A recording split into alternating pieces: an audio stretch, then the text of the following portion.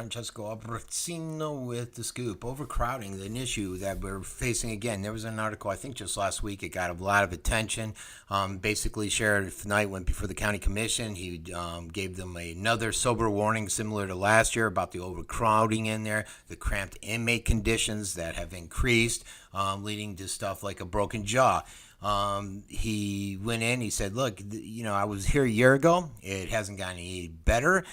There's issues that are plaguing this aging facility, and we really need a new one, but he wasn't really committed to pushing for a new one, nor was the commission, because he didn't think the residents' appetite was up for it. The facility is built to hold 1,020 inmates as an operational capacity is at 867.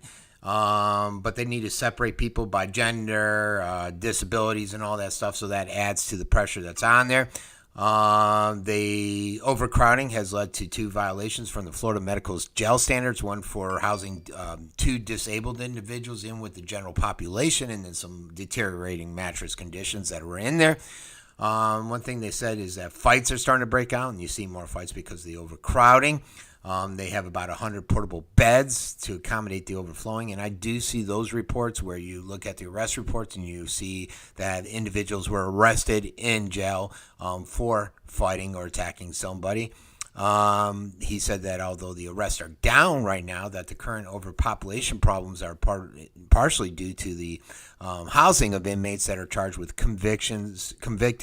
they're charged or convicted of felonies that carry longer sentences, and lengthening the incarceration inside that facility. So the commission said, look, let's table this now. Let's look at some of the initiatives we have out there. Let's evaluate the different programs that we have that are aimed at decreasing the jail population.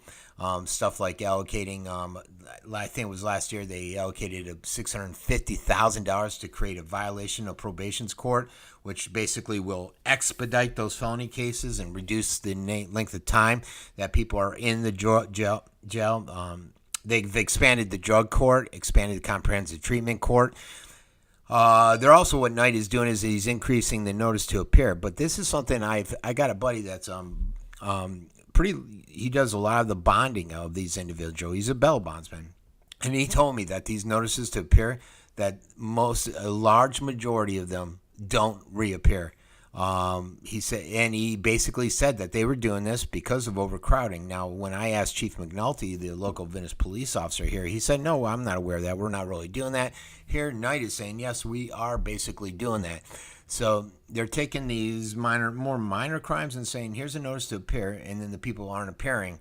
And the bondsmen have serious issue with that. The other thing, too, is what they're doing to push people out is they're saying, okay, we're going to put you on supervised release. And that's the other issue where the bondsman said, look, on supervised release, they're not really supervised as they should be, and a lot of these people end up just taking off, and we have to go search them down and do all that other stuff. So even though they have programs out there, the programs that are out there, they have some issues, according to people I've talked to out there.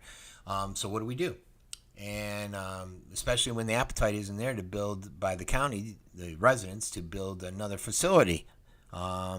But something needs to be done. So what do we do? That's the question. This has been Francesco Abbruzzino with The Scoop.